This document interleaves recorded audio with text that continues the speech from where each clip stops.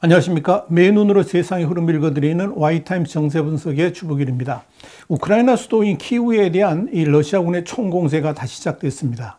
이 러시아하고 우크라이나 간의 휴전 협상이 진행되는 가운데 이 러시아의 사실상 마지막 승부수를 이 키우 함락에 던진 것으로 보입니다.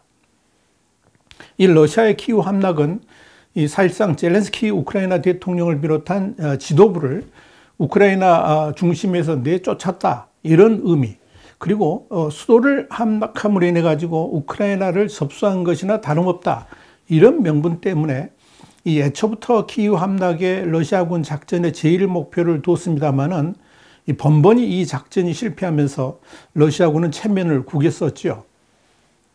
그런데 이 러시아군의 우크라이나 침략 15일째인 지난 10일 이 러시아군은 키우 점령을 위한 재정비를 시작을 했고요.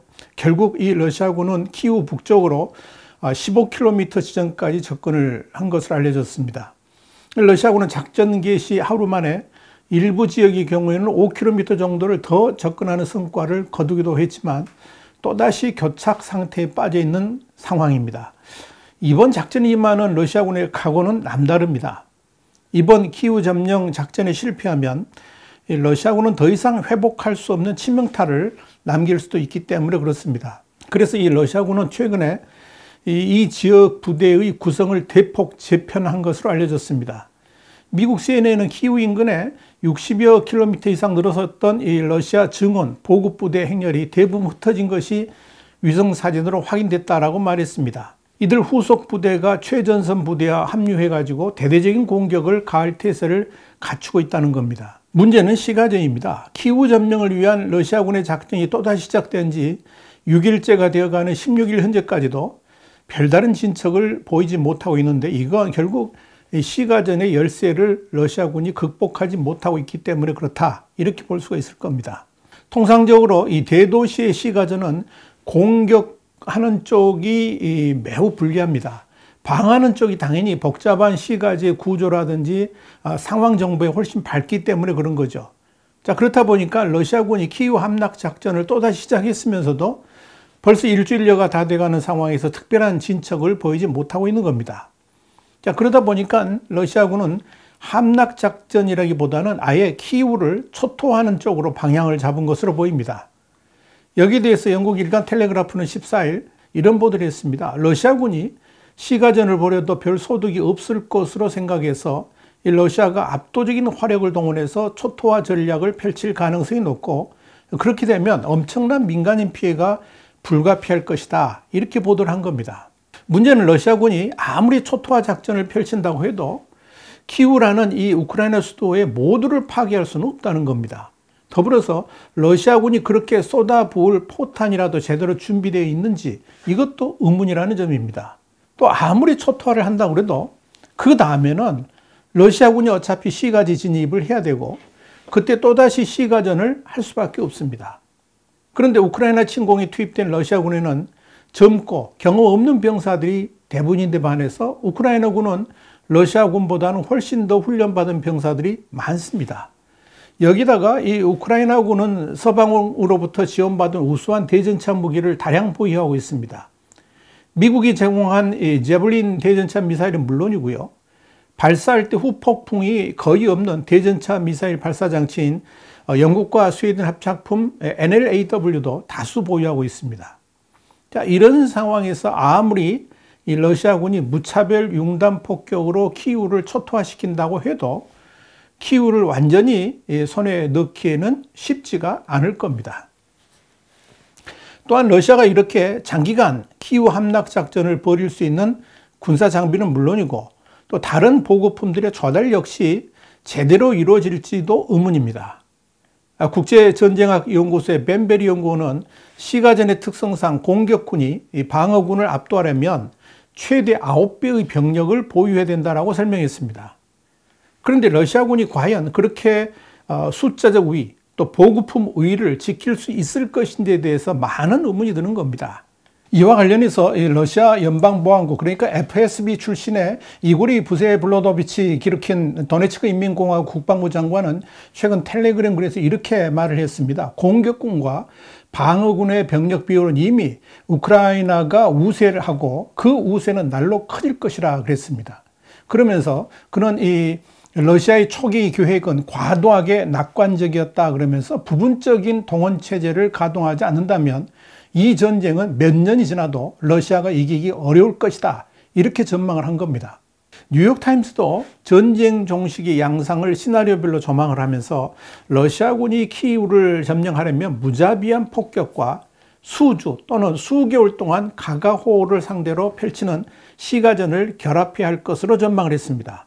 그런데 지금 러시아 입장에서는 최단시간, 길어야 1, 2주 내에 작전을 마쳐야만 합니다. 그렇지 않고서는 러시아군이 승리를 장담할 수 없기 때문에 그렇습니다. 러시아는 왜 이렇게 무모하다 싶을 정도로 대대적이고 무차별적인 융단 폭격을 가하면서 키우코 점령하려고 할까요? 이유는 간단합니다. 이 키우의 상징성 때문에 그렇죠.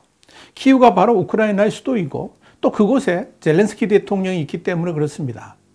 그렇기 때문에 키우만 제대로 점령한다 그러면 러시아가 우크라이나를 사실상 장악했다라고 대외적으로 선전할 수 있을 겁니다. 또 하나, 러시아하고 우크라이나가 지금도 휴전협상을 진행하고 있지요.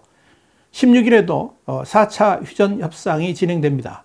이에 대해서 러시아의 세르게이 라브로프 외무장관은 15일 우리는 우크라이나 정부가 최소 지난 8년 동안 우크라이나 동부 돈바스 지역 주민들을 상대로 벌인 전쟁을 중단시키려고 하고 있다 그랬습니다. 그러면서 우리는 바로 그 일을 하고 있다 이렇게 주장을 했습니다. 완전히 자기 입장에서 말을 한 거죠. 그러면서 현재 우크라이나의 군사적 중립주의 확보를 위한 협상이 진행 중이라 그랬습니다. 또 이 협상은 이 과정에 참여하는 모든 참가자들의 안전보장과 우크라이나 영토로부터 러시아의 어떠한 위협도 가해지지 않도록 하기 위한 우크라이나의 탈군사화, 또 우크라이나의 나치화 정책 중단 등의 맥락에서 이루어지고 있다라고 말을 했습니다. 이건 그동안 러시아가 계속 밝혀온 대로 이 우크라이나 군사력의 무력화를 의미하는 탈군사화, 또 반러, 친서방 정책을 추진해온 민족주의 성향의 현 우크라이나 지도부 축출을 의미하는 탈나치화, 또 돈바스 지역 친러 독립공화국들의 안전보장 등이 이 우크라이나하고의 협상 목표임을 거듭 확인한 것으로 해석이 됩니다. 그렇지만 이 우크라이나 측 협상 대표단을 이끄는 미하일로 포돌야크 대통령실 고문은 15일 이런 말을 했습니다. 매우 어렵고 끈질긴 협상을 진행하고 있다 그러면서 근본적인 모순이 있지만 확실히 타협의 여지도 있다 이렇게 말을 했습니다. 이는 러시아가 그동안 고집해왔던 휴전 조건을 일부 변경 수용하기 시작을 했고 또 우크라이나 측과도 일부 이견을 좁힌 것으로 판단이 됩니다. 이후로 조부코바 우크라이나 대통령실 보좌관도 러시아 측이 더는 우크라이나의 항복을 요구하지 않고 있다 그러면서 우리 대표단은 회담 후 긍정적인 분위기를 느꼈다 이렇게 전했습니다. 이렇게 협상이 점차 긍정적으로 변해가는 와중에 키이우에 대한 점령 작전을 펼친다는 것은 그만큼 협상에서 우위를 점하려고 하는 압박 전술로 보입니다. 우크라이나 군의 키이우 사수가 힘들어질수록 협상이 러시아군에게 유리하게 전개될 수 있다고 보기 때문에 그럴 겁니다. 자, 그런데 말입니다. 정말 중요한 것은 이 러시아에게 있어서 최악의 상황은 러시아군이 총력을 펼쳐 키이우 함락 작전을 재시도했음에도 불구하고 성공하지 못했을 경우입니다. 이건 곧 푸틴의 운명과도 직결됩니다. 러시아군이 재정비를 하면서 키이우 함락 작전을 펼친 지도 벌써 일주일이 훌쩍 지나가 버렸습니다. 이렇게 시간이 간다는 것은 사실상 키이우 함락 작전이 실패할 가능성이 점점 높아진다는 걸 의미하는 거죠. 특히 16일은 4차 휴전 협상이 열립니다. 그런데 이날 새벽부터 러시아군은 키이우 전역을 향해 포탄을 발사하기 시작을 했습니다. 어쩌면 러시아군 입장에서는 마지막 발악이라고 해도 좋을 정도로 대대적인 공세에 나서는 건데요. 이마저도 실패한다 그러면 러시아군은 더 이상 키이우 함락 작전을 다시 시작하자고 말을 꺼내기도 어렵게 될 겁니다. 중요한 건 이렇게 키이우 함락이 실패하게 되면 푸틴의 우크라이나 침공 계획 자체가 수포로 돌아갈 수 있다는 겁니다. 이건 사실상 푸틴이 아무런 성과도 없이 러시아군을 철군시켜야 되는 최악의 상황으로 흘러갈 수도 있다는 것을 말합니다. 그 이후 상황이 어떻게 될 것인지는 보지 않아도 뻔할 겁니다. 그 모든 패배의 화살이 고스란히 푸틴에게 쏟아질 겁니다. 자, 그렇게 되면 푸틴의 권좌도 흔들릴 수밖에 없을 겁니다. 이렇게 푸틴의 마음이 급박한 상황에서 색다른 변수가 발생을 했습니다. 데니스 슈미갈 우크라이나 총리는 15일 트위터를 통해서 폴란드, 체코, 슬로베니아 같은 3개의 나라의 총리가 기차를 타고 우크라이나 수도 키우에 도착했다라고 밝혔습니다. 이들은 유럽연합, 그러니까 EU 이사회를 대표해서 키우를 방문했고 16일 젤렌스키 우크라이나 대통령과 또 만났습니다. 그런데 이들 세 나라 정상의 키우 방문이 주목을 받는 것은 키우가 현재 러시아의 대대적인 공세를 받고 있는 우크라이나의 최전선이라는 점 때문입니다. 더더욱 이들 세 개 나라 모두가 북대서양 조약국, 그러니까 나토 소속이기도 하다는 점에서 비록 우크라이나가 나토 회원국은 아니지만 이들 3개국 정상의 방문은 러시아의 침공에 맞서서 지지를 보여주려는 행보로 해석된다는 점에서 주목을 끌고 있습니다. 이에 대해서 마테우시 모라비에츠키 폴란드 총리는 트위터를 통해서 여기 전쟁이 짓밟힌 키우에서 역사가 만들어지고 있다고 그랬습니다. 그러면서 폭압의 세계에 맞서 자유가 싸우는 곳이 바로 이곳이다, 이렇게 밝혔습니다. 야네스 얀샤 슬로베니아 총리도 우리는 우크라이나가 유럽 국가라는 메시지를 전하고자 한다 그러면서 우크라이나의 모든 길은 우리의 길이다. 이는 또한 곧 EU의 길이 될 것이다, 이렇게 강조를 했습니다. 페트르 피알라 체코 총리도 이번 방문의 목적은 우크라이나의 주권과 독립에 대한 EU의 분명한 지지를 표현하는 것이라 그랬습니다. 그러면서 우크라이나와 우크라이나 국민들을 위한 폭넓은 지원책도 제시할 것이다, 이렇게 밝혔습니다. 자, 중요한 건 지금같이 위험한 시기에 EU와 나토에 소속된 3개 나라 총리가 우크라이나의 수도 키우를 방문해서 젤렌스키 대통령을 만났다는 점입니다. 로이터 통신은 이에 대해서 수도에서 외국 고위 인사를 만나는 것은 젤렌스키 대통령에게 놀라운 성과라 그랬습니다. 그러면서 우크라이나가 러시아의 공격을 잘 막고 있다는 것을 상징적으로 보여주는 것이라 이렇게 썼습니다.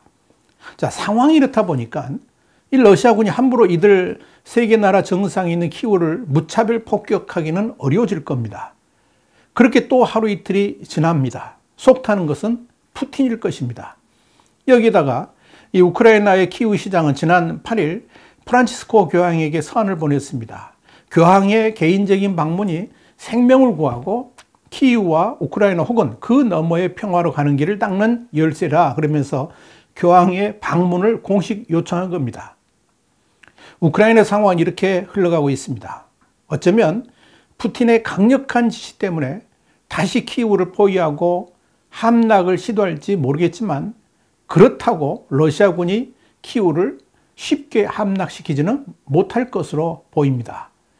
이에 대해서 미 해군 분석센터, 그러니까 CNA의 러시아 전문가인 마이클 코프먼은 우크라이나 전쟁의 핵심은 시간이라 그랬습니다.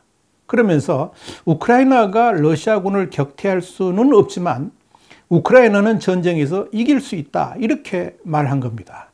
우리 와이타임스가 계속 지켜보면서 여러분께 또 소식을 전해드리겠습니다. 와이타임 정세분석이었습니다. 다음 시간에 다시 뵙겠습니다. 감사합니다.